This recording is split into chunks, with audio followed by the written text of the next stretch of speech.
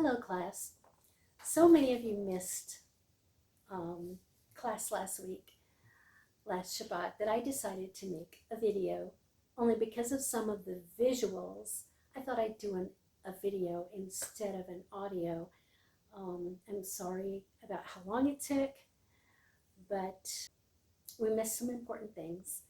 And even if you don't get all the homework done, at least if you get the lesson from last week, you'll be understanding what's going on this next week. Week 4 synopsis. We opened with prayer, and we sang the opening and closing Torah blessings. We marked the closing Torah blessing on the sheet that Rabbi gave us. We marked the Vechaye Olam part.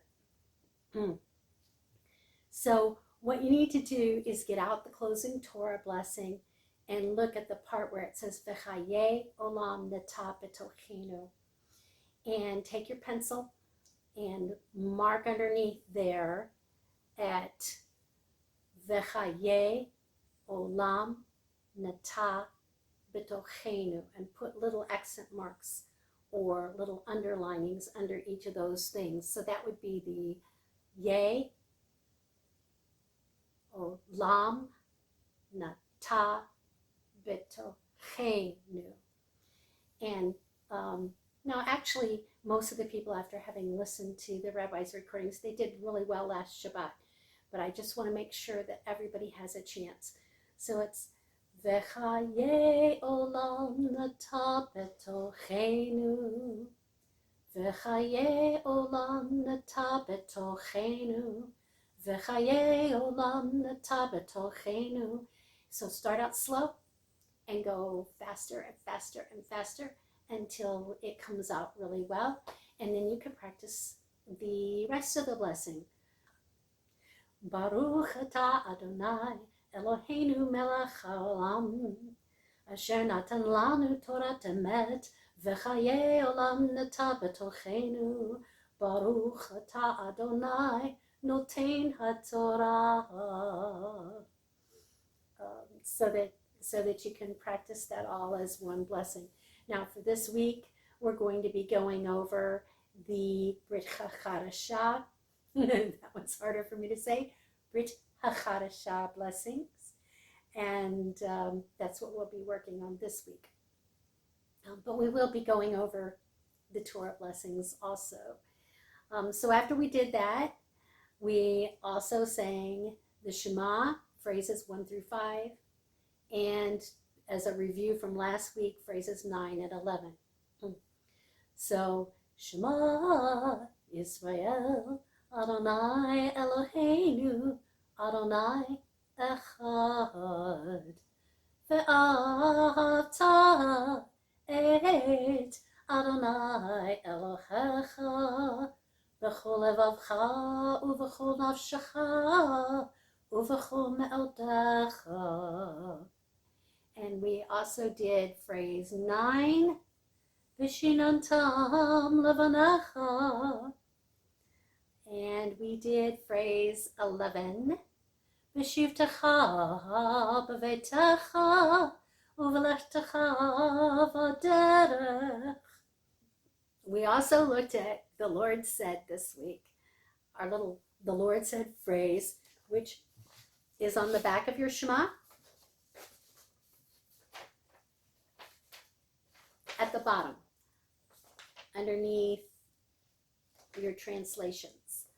So underneath your translations at the bottom is the Lord said phrase that we're also looking on. So you can turn it over, and you can use a wooden ruler, or you can use a 3x5 index card, or you can just use your hand and cover up the bottom while you're practicing it. Vaydaber Adonai, Vaydaber Adonai, El Moshe lemor. Vaydaber Adonai, El Moshe lemor. Then move your hand up and cover the pointed, and just look at the bottom and say, Vaydaber Adonai, El Moshe Lemor. Now, be sure to follow the words with your finger. Point to each word as you say it, both when you're working with the pointing and when you work with the non-pointing. Use your finger to point to each word. As you get to longer phrases, it will help you keep your place. And when you sing from the scroll, you use this thing called a yad, a hand, and it actually has a hand on the end of it. And you use the hand to point to each word so that you don't lose your place in the scroll. So it is really important to not just look at it and sing along with it, but to actually point to each word so that you get in that habit of keeping your place in the Hebrew, even though this is only really 5 words, if you count the dagesh as 2 words. And notice that on the unpointed, the dagesh disappears, and there actually are 5 words. In canting, they'll use the dagesh to put 2 words together that share a trope so that there's no trope on the other. But in the scroll, they appear as 2 separate words. You don't get that assistance of the dagesh, and you have to remember that that one trope is shared by those 2 words. So then you point, you cover up the top one. Vaydaber Adonai el Moshe Lemor. And why is this so important, this particular verse? Because it happens so much. So many verses in the Torah start off with Vaydaber Adonai el Moshe Lemor. And so if you learn it now, then quite frequently it will come up as part of your portion, and you will already have 1 phrase memorized. So then we did something interesting. We added Mercha Pashta to page 24. So if you go to your textbook on page 24,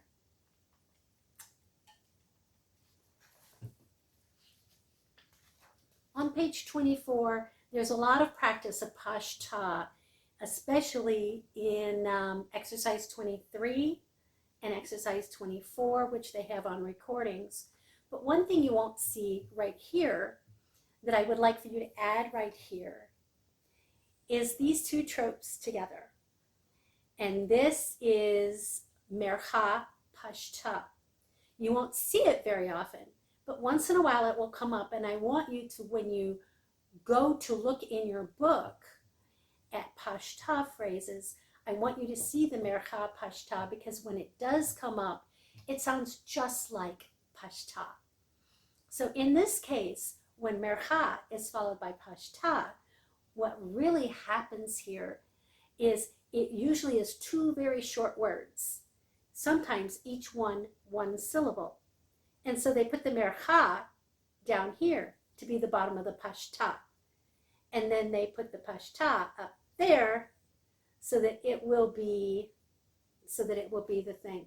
I know I'm backwards, so it should be here and here. So when they have Mercha and Pashta together, it's usually 1 or maybe a 2-syllable word, but it's because the Pashta is going to be like a 1-syllable word or the accent on the first syllable. And what they'll do is they'll just go Pashta, and they'll be together. And it looks really funny because it's not really in the book. I'll watch me find it later. But I want it to be right here in the book so that you remember that Mercha and Pashta.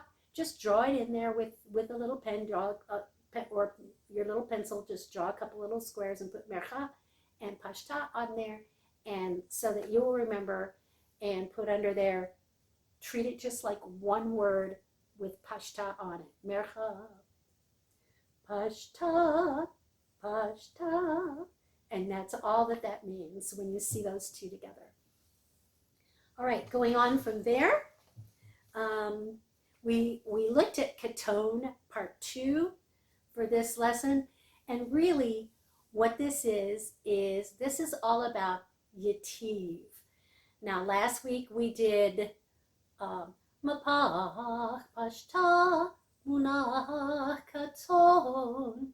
We did that so that for last week, for Katon Part 1. This week, we're going to look at a few other tropes that frequently are involved with Katon phrases. And we're going to start with Yativ. Now, if you'll notice in your book, Yativ is at the end of the line. And you have Mapach, Pashta, Munach, Katon. And then here's this other thing, Yativ. Well, actually, Yativ is kind of a standalone thing that goes at the beginning. And it always precedes Munach Katon or just Katon. Yativ, 6-5, Yativ, Munach Katon, or it'll be Yativ, Katon. So it's a brief pause trope, and then you have Katon, which of course is a stop trope. Also, Yativ is not to be confused with Mapach. If you'll notice right here that Mapach is an arrow that's in the middle. Yativ is an arrow that is at the beginning. It starts with the first letter of the word, even kind of precedes the word so that you can tell the difference. And Yativ is a break trope, and of course Mapach is a go trope. And move right along there. Page 29 and 30, of course, goes over the 3 rules, and basically we just talked about this. You don't have to memorize these 3 rules. It's just nice to know information. We went over lesson 5 then. Lesson 5 is just Kadma. Kadma, 1, 3, and it usually precedes Mapach. So from last week, you remember 3, 5, 1, boo, boo, boo. Kadma. So now you're going from 1 to 3, and then 3, 5, 1. So for this set of tropes, we've been bouncing a lot between 1, 3, and 5.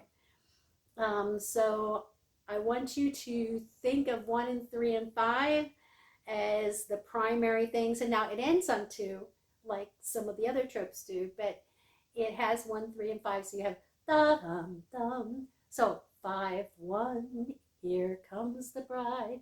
Amazing grace. 5, 1, 3, 1, 3. There's a lot of ways to remember that. And of course, I told you before, you could remember 5 to 3 when you were going from phrase 2 to 3 in the Shema by going N, B, C, 5, 3, 1, or Echad, Ve, N, B, Echad, Ve'ata, just kind of a review from last week. Ve'ata, I keep forgetting the camera's backwards. So we went over that. Katon Part 2 is Yativ, not to be confused with Mapach. And then lesson 5 is all about Kadma, not to be confused with Pashta, because Kadma is a go trope and Pashta is a pause trope.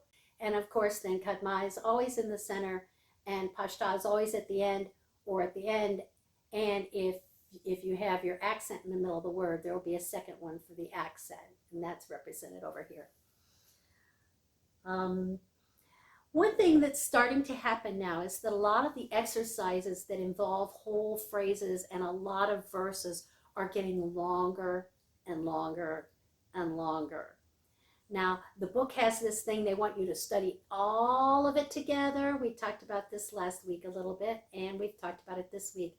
They want you to do the whole thing, and then they want you to try it without the pointing. Now, y'all know from the way I treated the Shema, the fold over thing, so that you read the top, you flip it over and read the bottom, and you just do one phrase at a time, that I really want you to save a lot of time doing that. So what I want you to do with those longer ones there, because we're going to be doing this with the Shema, for some of the longer exercises, like on pages 33 and 35, 34, that are really longer, you can do these, if you need to hear the tropes more, you can do them to listen and hear the music, but don't be overly concerned about covering every single phrase in the exercise. If you're running out of time, you can do it later. But what these are is these are great exercises for practicing your reading Hebrew. And what I recommend is having your little pause finger on the pause button of the recordings and go through the first phrase first. And when you see the first phrase, you sing it through. So for example, on page 30, exercise 34 starts all with yativ phrases, so you can practice yativ. Listening to those is good practice for getting the feel of how yativ fits into a phrase and then moves it along. But the other thing that it can do is if you start with just the first 3 words of exercise 34 and you take it apart and you pronounce the words Lama, Moshe, figure it out, and then V'aharon, oh, Aaron, Moses' brother. And the more you learn a little bit of Hebrew, the more you'll start recognizing the names and things. Lama, Moshe V'aharon. Lama, Moshe V'aharon. Practice them. And then you say, okay, what do I have for tropes? I have yativ, Lama, Moshe V'aharon. So do it a couple of times if you want to. You're practicing the tropes then, and you're practicing your Hebrew reading. And this is great exercise for doing this. So then, when you start the recording, be ready with your finger on the pause button and just listen to see if you got it right. Lama Moshe V'aharon. She sings it to you, and you're like, oh, I did a good job, or whoops, maybe I didn't quite get that right. Then you go on to the next phrase. So what they recommend is that you go through all of it once and practice it first. I recommend you go through phrase by phrase, use it to learn how to break down your Hebrew and to get really good practice at reading the Hebrew. And then you add the tropes. And then you push play again and you check yourself. And the minute that that's over, you put pause and you say, oh, I did a good job on that. So it can be very encouraging. But if you miss something, then you can go back and look at it and try to see why you've missed it. And I'm sure that Rabbi will always be willing to help you if you don't understand why a particular syllable is pronounced a particular way. He'll be able to help you with that. These longer exercises, especially on page 30, then when you get to page 33, it's the same thing. Very long exercises. This is all about learning and having practice with the tropes, but it's also about practicing your reading Hebrew. And don't get flustered if you don't get through every single one, because remember that we're not trying to memorize all these tropes here. We're not trying to memorize 54 some odd tropes in 6 or 8 or 12 weeks, however long it's going to take us to finish this course. What we're wanting to do is get familiar enough with the materials and how to use it that we can find it when we need it. Just like on the new Pashta phrase I just gave you, how you can be able to look it up because we added it to the book. We added it to the course. Lesson 6, Zakef Gadol. Zakef Gadol is a funny thing because now is the first time we have 2 notes as lead-in notes. Zakef Gadol. And the Zakef Gadol. So now instead of having 1 lead-up phrase and then the melody, Zakef Gadol has 2. So when you see in the exercises, like Vayehi Noach, so you have Noach with Vayehi, 1, 3, 5, 6, 5, 3, 2, 1, 3, 5. You're back to that thing. Now, Zakef Gadol is usually used in place of Katon if there's only one or two words and it's very short and they want to use it for a Katon phrase. It will take the place of Katon. So it is a stop trope. Zakef Gadol. Lehavdil. So notice you actually get to the top to that 5 pitch, but you have 2 pitches before it. And don't, so now we have 2 intro pitches and then the melody. So this is something new that happens for Zakef Gadol. And you're going to see it again a little bit later. So because this was short and really only a couple of new tropes, the next thing we did was we went back to the Shema and I gave you a hide and seek challenge. We did phrase 6 first. So because we just finished with phrase 5, we have that down. We should have that down really pat. You guys should be really good at phrase 5 by now. So now phrase 6 is something different. And I want you to pause the video. They had to do this in class. And see if you can find phrase 6 in your book. And I will give you a clue before you pause it. I'll give you a clue. Look for that last trope and either look on pages 72 and 73 in the back and find it, or the little sheet I gave you, you can look it up right away. And go ahead and pause the video and see if you can find the recordings that will help you learn phrase 6. Well, how'd you do? Did you find it? Well, phrase 6 is found on page 50. The recording is track number 61. It's the 6th phrase on the recording. It's not right at the beginning, like on page 30, you have a whole slew of the Shema on right at the beginning. This one's number 6 down on the recording. And so if you went to the index across from your little mini page, you found that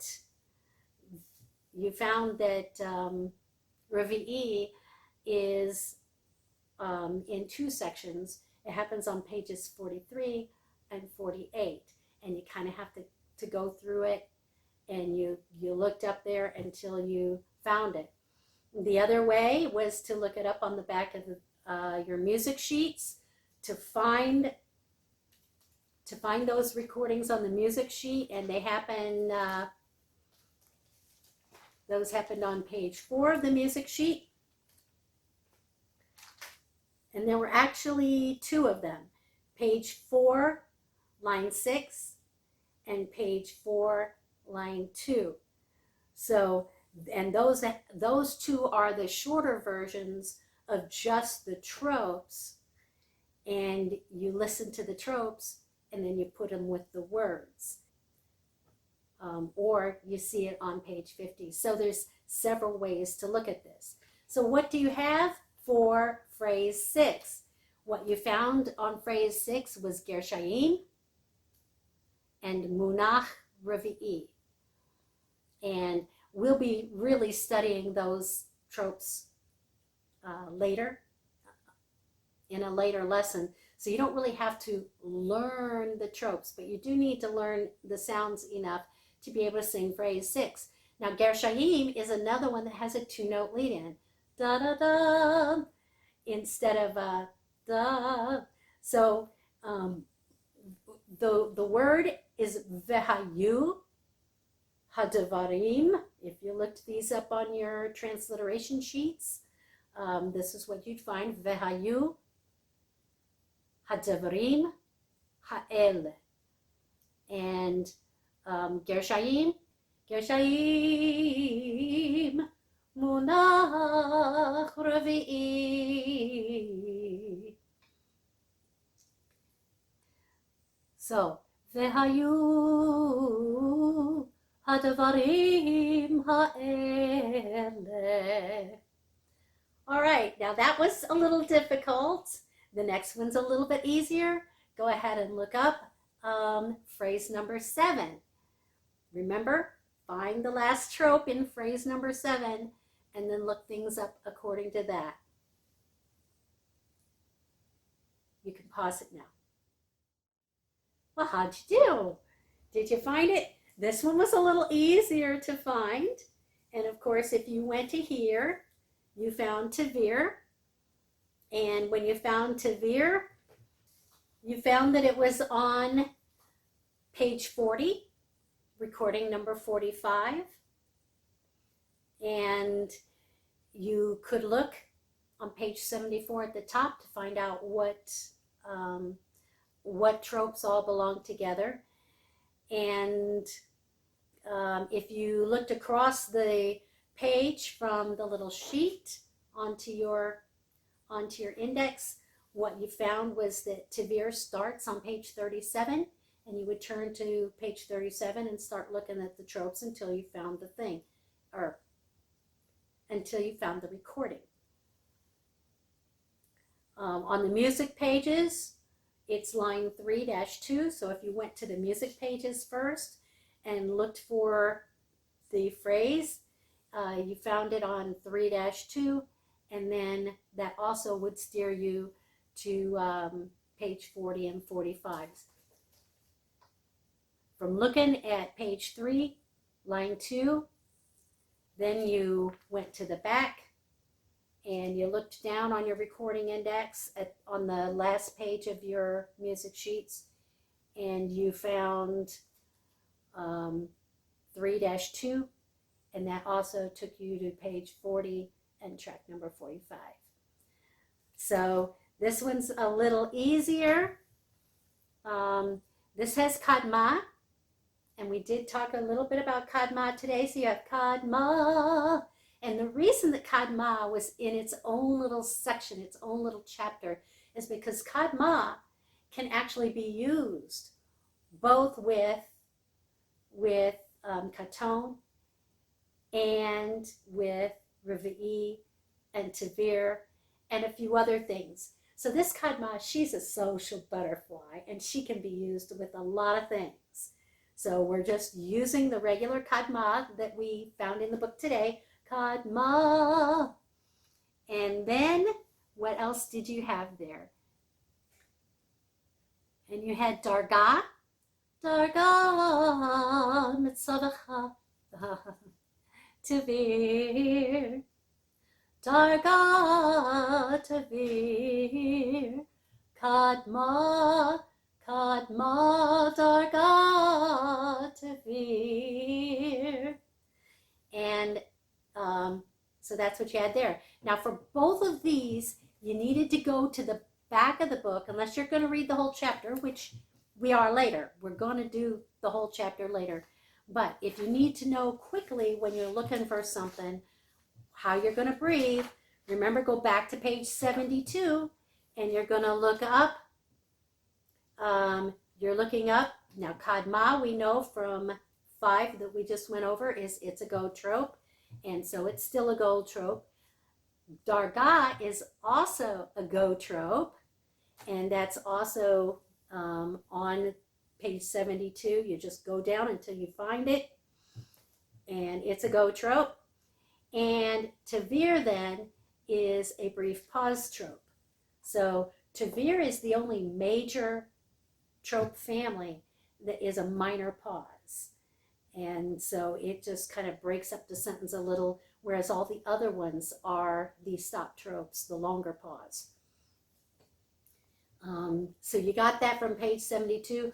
Also, if we went back, the same with Gershayim, it's a pause trope. Munach, of course, is a go trope, and Revi'i was a stop trope, a longer pause trope. So those were all on 72.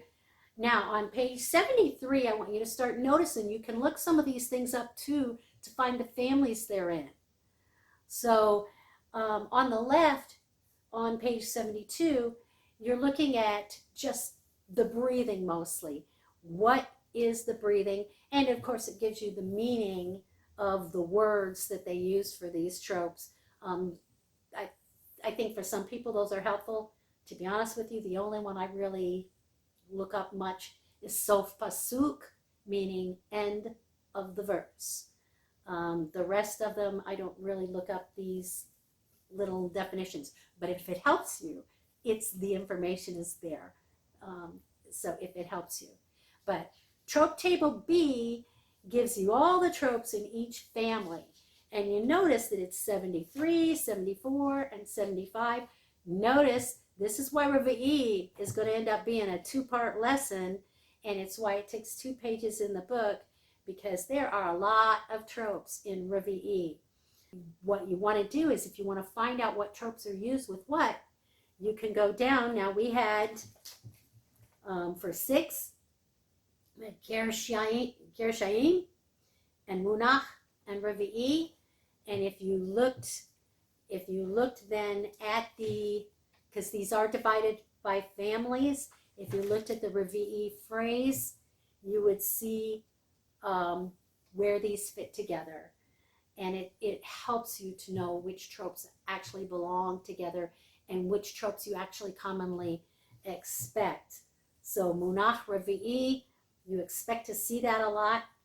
And notice that if you go down 4, you see Munach Garmet, Munach Darga, Munach Kamat Ve'ezla, Munach Gerish, and Munach Gershayim.